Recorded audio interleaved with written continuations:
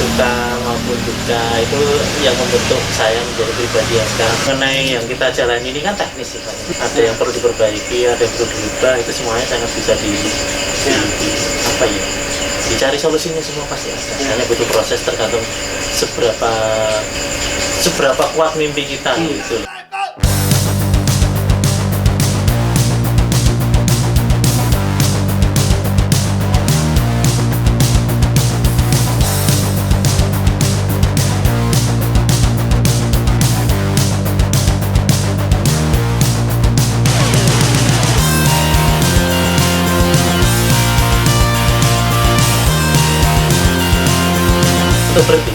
Untuk berhenti. Ya. Ya, sepertinya emang nggak bisa gitu. Sempat terpikir, tapi kembali lagi saya melakukan.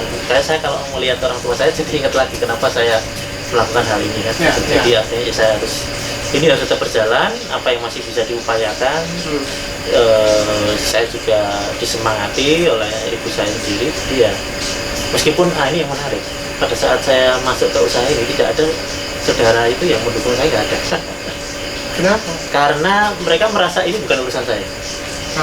Jalanilah hidupmu sendiri, bangunlah keluarga. Ini urusan bapakmu, biarlah bapakmu. Saya. Itu nasihat yang gimana menurut Anda? Menurut saya yang wajar. Cukup apa ya? Rasional juga. Tapi ya kalau ini tidak saya bantu ya, jangan saya bantu, pasti bapak saya kena masalah, pasti ibu saya sedih, ya segala macam lah. Itu yang paling saya tidak bisa lihat dari orang tua saya. Ya saudara, kalau sudah namanya terpanggil itu susah menjelaskannya. Tidak ada satu reasoning yang cukup memuaskan kita, namanya juga terpanggil. Iya. Dan puji Tuhan, selalu saja ada jalan di saat saya mau benar-benar jatuh, itu selalu ada jalan-jalan sentuhan tangan Tuhan yang dalam berbagai macam bentuk lah. Itu yang membuat saya masih terus bertahan dan berjalan sampai sekarang. Tidak sampai menambah beban atau bertambah beban. Pada waktu mengalami krisis atau bahkan krisis kepercayaan atau apa? Tidak sampai seperti itu. Tidak sampai seperti itu ya. Tidak sampai, justru karena jadi cukup landai gitu. Menurut saya, karena saya merasakan sentuhan tangan Tuhan, jadi ya saya hanya berpegangan kepada Tuhan dari saya. Apa itu kira-kira terjemahannya sentuhan tangan Tuhan itu? Iya, banyak hal yang menurut saya tidak saya prediksi pada saat misalnya saya butuh dana segera saat itu, tiba-tiba ada yang besar. Terus pada saat apalagi ya, banyak sekali. Itu tahun periode di mana? Dari awal saya mulai usaha ini. Yang sudah di sini atau yang masih di Jalan Magelang? Masih di Jalan Magelang. Jadi pertama dulu Mas Bagus ini meneruskan usaha ayahnya. Lokasinya di Jalan Magelang, di pinggir Jalan Besar. Iya, betul. Kalau lokasi yang kita ada di sini ini ada di dekat rumahnya kami di dusun Berantido tadi. Iya. Jadi itu contoh yang signifikan juga ya. Dimana di saat saya dulu sewa lahan kas desa, saya hanya diberi waktu 3 bulan untuk pindah, padahal infrastruktur sedemikian besar yang sudah kita bangun. Iya. Itu tiba-tiba dikasih jalan, Pak di saya memperbolehkan lahannya untuk digunakan. Itu salah satu ya mukjizat buat saya. 1,5 tahun trial and error. 2014 pertengahan uang saya habis. Tapi saya sudah mulai mendapatkan pelanggan yang repeat order. Sudah mulai ada pemasukan sedikit banyak untuk gaji karyawan. Bagi saya itu yang paling pokok, itu selain harus punya untuk bahan. Anda mempertahankan karyawan yang saya pertahankan. Berapa itu tadi jumlahnya? Waktu saya datang itu kalau tidak salah 6 ya. 6. Tapi keluar masuk ya. Masuk. Yang bertahan hanya 1 sampai sekarang. Ya. Sekarang Anda punya karyawan 9 karyawan. Iya. Ada mujizat, ada juga harus mempertahankan karyawan. Betul. Apalagi Mas ceritanya sampai kemudian periode pindah di sini. Ya, jadi memang yang bikin saya pindah di sini ya murni hanya karena Di sana tidak boleh diperpanjang. diperpanjang karena itu. Karena di sana sebenarnya potensi yang bisa kita kembangkan lebih banyak karena lahannya lebih besar. Kita juga punya konsep untuk kunjungan wisata. Dulu saya sering menerima. Lalu belum untuk apa ya? Itu berapa? Budidaya. Itu sangat luas ya, berapa? Lahannya 3.000 meter persegi. 3.000 meter persegi sangat luas. Yang kita pakai baru 1.500. Ya betul. Di sini lahan yang kita pakai sekarang 400 meter persegi. 400 meter persegi. Tapi cuma backlog Khusus produksi saja, backlog. Iya, ini juga yang saya pilih sebagai inti usaha dari tempat saya ini. Usahanya memproduksi backlog. Oke, setelah tidak boleh diperpanjang di Jalan Magelang, kemudian Mas Bagus harus memindahkan kemana, dan kebetulan pamannya menyediakan tanah sekitar 400 meter persegi, dan kemudian ya tidak bisa sebagaimana yang di Jalan Magelang yang seperti semula ada restonya, ada rumah makannya gitu, ada budidaya jamurnya. Sementara di sini hanya backlog saja. Betul. Hanya apa istilahnya, pembibitan atau apa nih? Iya, pembibitan bisa jamur. dibilang pembibitan. Bisa dibilang pembibitan Bisa jamur. dibilang. Ya. Jadi kalau Anda tahu pembibitan apa itu? Parfum, ini pembibitan jamur. Ya. Ini bisnis yang beda. Pasarnya bagaimana, Mas? Pasar backlog ini, Mas? Pasar backlog, kalau fenomena dari pengusaha jamur, maksud saya pembudidaya jamur ya, petani yang menanam jamur ini memang dari dulu timbul tenggelam. Banyak yang muncul, banyak berguguran juga. Cuman kan saya pelajari masalah klasik mereka dari yang berguguran itu apa. Saya temukan 3 hal. Pertama, masalah kualitas backlog. Masalah kualitas backlog itu konsistensi mutunya yang tidak terjaga. Hasil dari jamurnya itu kalau dijual secara nominalnya tidak sampai kembali modal atau bahkan memberikan keuntungan karena memang produksinya rendah. Artinya kualitasnya nggak bagus. Terus yang kedua itu masalah teknis. Jadi tidak ada yang membimbing petani-petani bagaimana cara merawat jamur yang baik dan benar seperti apa. Jamur ini kan juga bagian, kalau dari sisi konsumsi itu kan bagian lifestyle kita gitu kan. Iya. Maksud saya dengan kesadaran kesehatan, pokoknya yang namanya kolesterol dan sebagainya kan. Ini kan jamur kan menjadi makanan alternatif. Betul. Yang kemudian menjadi gaya hidup orang-orang kaya misalnya. Betul. Kan. Bukan karena ini, bukan karena timbul tenggelamnya konsumen jamur, bukan, tapi ini dari karena petani sendiri. Kualitas pembudidayaannya. Betul. Jadi kalau konsumen atau pasar mereka justru semakin berkembang. Yang saya lihat kan kesadaran tentang konsumsi yang sehat semakin dikenal ya. Iya. Jamur itu sebagai alternatif pengganti daging. Berbagai macam manfaat jamur itu ya tidak hanya di kalangan menengah ke atas, menengah ke bawah sudah semakin banyak yang menggunakan olahan-olahan masakan yang menggunakan jamur. Problemnya itu lebih di hulunya di menurut saya dari yang saya pelajari. Dan Anda sama sekali tidak mempunyai latar belakang itu.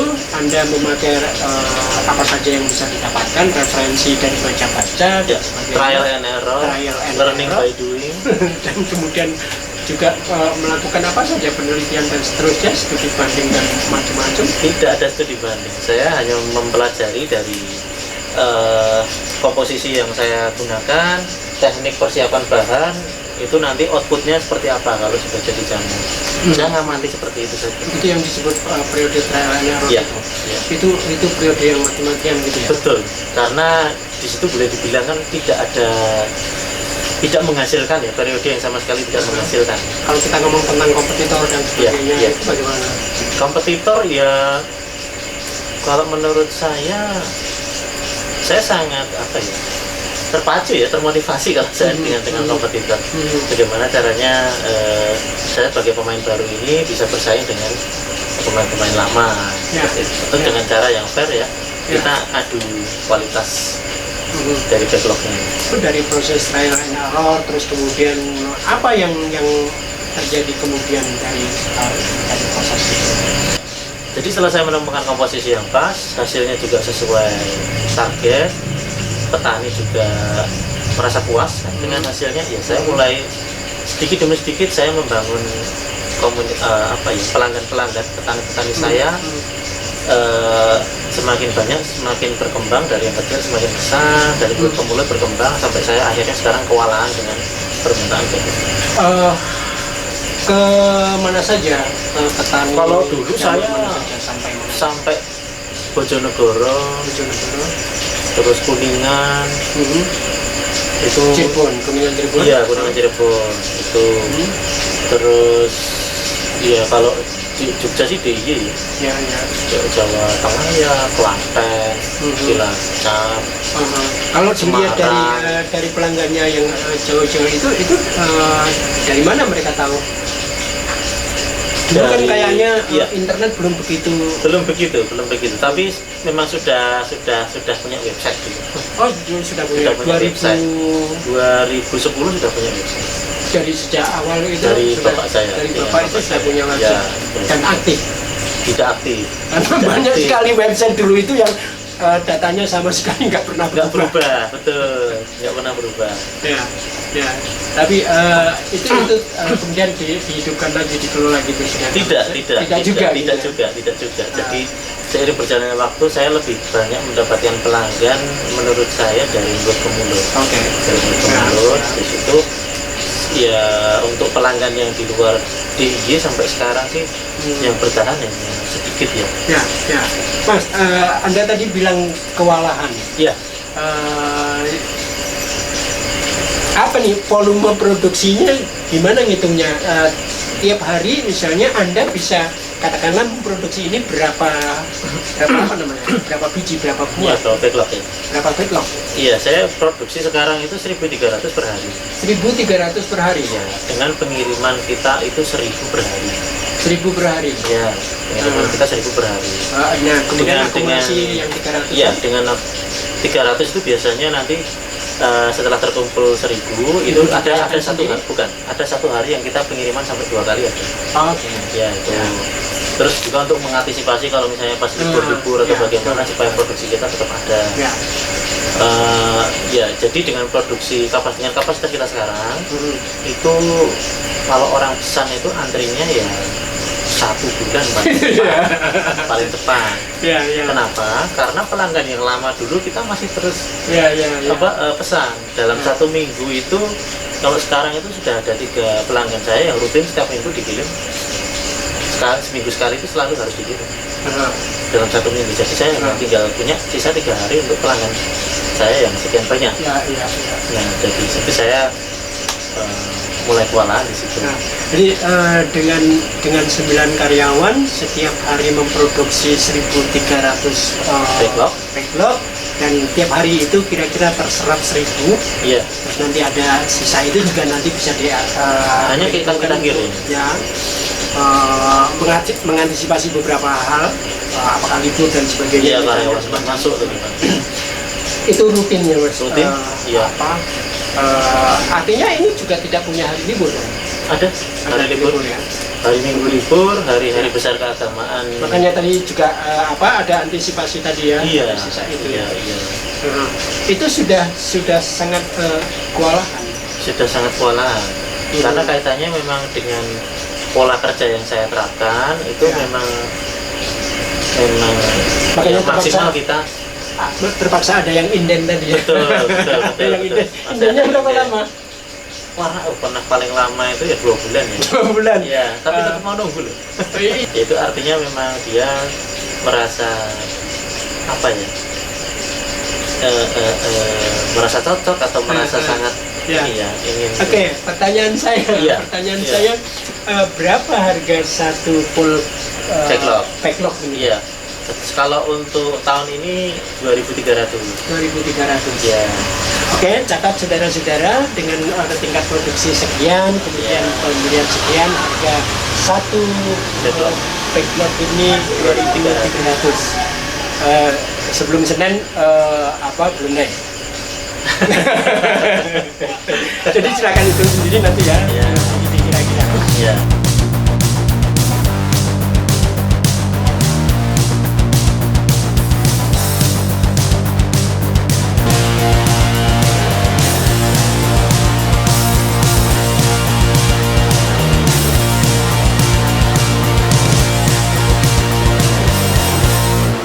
Menarik cara Mas Bagus ini menyiasati hidupnya ya. Saya bilang menyiasati hidupnya. Beliau ini masuk ke Fakultas Sastra Inggris Ya.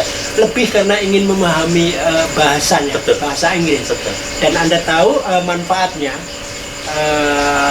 Beliau bisa menjadi tukang cuci piring, tetapi karena bisa berkomunikasi bahasa Inggris, dia bisa menyerap banyak hal yang ada di sekelilingnya. Sampai kemudian dia juga bisa belajar tentang manajemen. Ya. Berani dari tukang cuci menaikkan bukan menaikkan derajat, menaikkan posisi, menaikkan pekerjaannya menjadi fotografer meskipun gagal ya. Iya, Pak. Waktu mendaftar jadi tukang cuci piring ke fotografer itu kapal pesiarnya gagal. gagal gitu. Tapi beliau bisa dari Los Angeles terus kemudian ke Las Vegas dan sebagainya dengan tantangan baru. Karena apa? Karena menguasai bahasa, berkomunikasi. Betul. Saya kira itu sesuatu yang menarik, sesuatu yang penting. Bagaimana kita menguasai salah satu alat komunikasi antar manusia yang bisa mempertemukan kita dengan banyak hal, dengan banyak kemungkinan. Mas Bagus,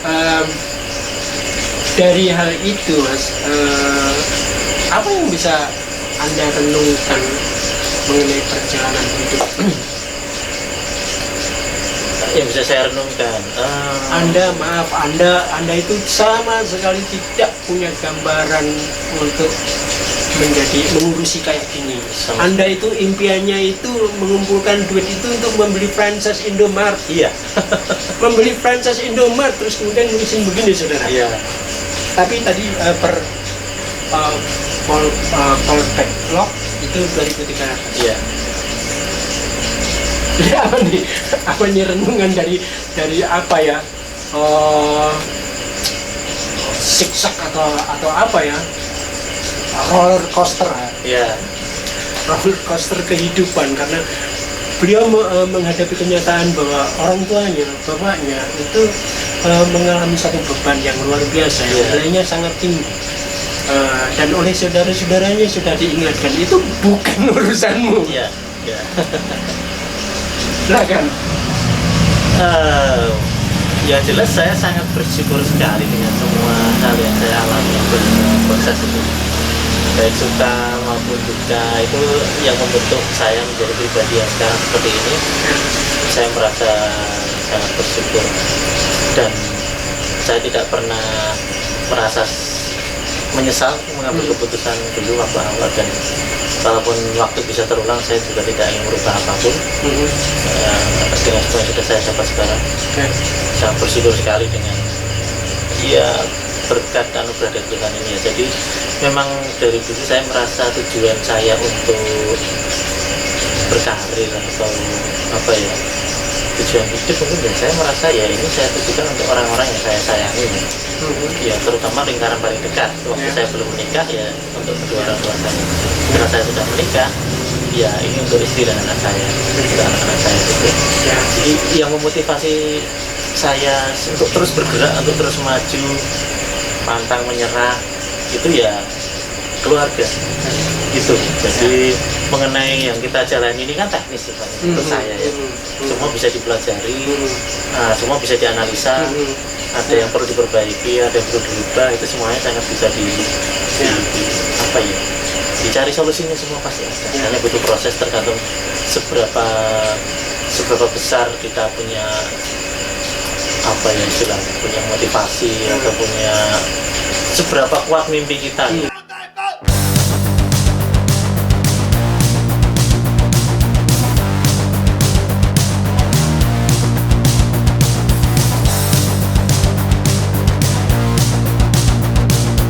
Nah sekarang dengan keadaan yang sekarang ini, dengan serapan produksi yang seperti itu, masih punya ini nggak? Masih punya cita-cita mau beli franchise Indomaret nggak?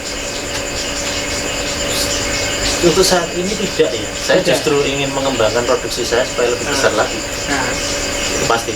yang bisa lebih besar dari Lebih Indomaret. besar dari. Ya. Amin amin amin. Ya, semua orang kan boleh bercita-cita. Betul, betul. Meskipun nanti kenyataan seperti apa, tapi Ya. juga bagaimana kita menyikapi kenyataan-kenyataan itu.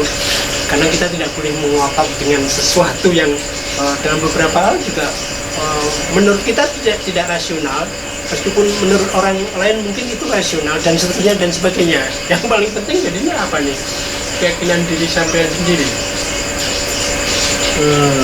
Itu pasti ya. Ya. Keyakinan dan ini dan lingkungan ya dan orang di sekitar kita yang terus membuat kita merasa terus harus apa ya, berkarya atau terus bergerak maju, berada di jalan yang lurus untuk terus berusaha apa ya, mencari apa ya, untuk memberikan kebahagiaan untuk orang yang kita sayang. Itu menurut saya kepuasan tersendiri. Dan bisa berkembang, bukan hanya orang yang kita sayangi di rumah kita, tapi mungkin di sekitar kita dan seterusnya gitu. Itu pasti. Nah, Itu juga prinsip usaha saya. Jadi begini, penting sekali bahwa yang namanya usaha itu tidak hanya sekedar berjualan ya. oke. Tapi bagaimana kita memperhatikan rekan-rekan bisnis kita itu, dari supplier kita maupun pelanggan kita, petani kita. Kita pastikan bagaimana supaya kita memiliki apa ya, ikatan yang kuat, bahwa nanti kita akan sama-sama saling mendukung. Ya, Mas, jadi kalau secara mandiri ini sudah berjalan berapa lama yang di sini ini? Di sini dari Desember 2017. 2017, jadi Iya. kira-kira berapa? 3 tahun ya. 3 tahun. 3 tahun. 3 tahun. Akan tetap terus? Akan tetap terus dan saya sudah ada bukan planning ya. Sebenarnya sudah ada proses-proses untuk semakin besar ya. Ya. Sudah berjalan. Akan ada cabang produksi. Karena sudah kewalahan saudara-saudara Ya. dengan 9 karyawan dan Betul. sebagainya. Anda punya nasihat atau Anda punya saran, Anda mau berbagi apa untuk anak-anak muda terutama? Anak muda. Anda juga masih muda. Sekarang umurnya Saya 38. 38. Menurut ukuran PBB itu masih anak muda. Oh. Anak muda itu antara 40 sampai 60 itu masih masuk anak muda. Oh, oke. Ya. Ya, pesan saya apa ya? Temukan motivasimu untuk meraih impian. Jadi karena itu yang akan terus membuatmu bergerak sampai impian itu tercapai. Contoh konkret bagi saya, motivasi saya adalah awalnya orang tua. Nah, sekarang otomatis keluarga. Jadi itu tujuan untuk saya sampai ke luar negeri cari modal itu memang saya tidak pernah memikirkan saya ingin punya pencapaian pribadi apa. Jujur saya tidak pernah ya. Saya murni hanya ingin saya persembahkan untuk orang tua dan keluarga saya. Orientasinya selalu orang di luar. Selalu iya. Kalau saya iya. Oke. Saya tidak pernah ingin, bahkan waktu di luar negeri saya tidak pernah beli apapun. Waktu di Amerika meskipun saya bisa beli, tapi saya tidak pernah karena saya tidak merasa butuh. Meskipun Anda juga tidak punya bayangan sama sekali atau Anda sama sekali tidak tahu tentang problem orang yang dihadapi orang tua pada waktu itu ketika masih di luar. Saya tahu. Oh, tahu. Iya, perjalanan hidup keluarga, circle saya, iya. Itu menjadi sumber motivasi juga. Sumber motivasi karena memang dari dulu Tapi banyak. Sudah dengan mimpi yang diubah kan tadi Mas Bagus bilang mau membeli franchise. Ya itu sebenarnya berubah-ubah. Tapi kan saya pikir karena waktu itu konsep yang menurut saya sangat menjanjikan ya, dan tidak terlalu banyak teknis yang harus saya pelajari karena itu sudah sistem ya. Jadi saya kira perbincangan kali ini yang paling menarik adalah bagaimana Mas Bagus itu bisa mengatur dirinya, mengatur strategi hidupnya dengan lebih berorientasi ke luar daripada ke dalam. Ini cerita yang menarik. Saya tidak tahu apakah dengan sadar atau tidak beliau masuk ke Fakultas Sastra Inggris hanya karena ingin mempelajari bahasa Inggris, bukan sastranya. Sama sekali tidak. Dan belajar sastra Inggris itu akan sangat berbeda dengan belajar bahasa Inggris, karena Anda akan ya sama seperti kalau istilahnya orang Jawa mempelajari bahasa Jawa, dia akan ketemu dengan idiom-idiom yang tidak akan kita ketemukan kalau kita belajar bahasa Inggris, ya, ensik begitu. Saya tidak tahu apakah itu juga menjadi mendasari bagaimana dia menerapkan bahasa itu, menangkap spirit bahasa itu dengan berkomunikasi dengan banyak pihak. Nah, itu bagian dari saya menduganya itu bagian dari tangan Tuhan untuk merencanakan jalan hidup seseorang yang mungkin kita juga bisa serap sebagai pelajaran. Terima kasih atas perbincangan ini, Mas Bagus. Ya, terima kasih juga saudara-saudara semuanya telah menyaksikan. Kita ketemu dengan banyak pribadi, banyak karakter yang mudah-mudahan kita bisa belajar bersama-sama, bekerja bersama-sama untuk membuat dunia ini menjadi jauh lebih indah lagi. Amin.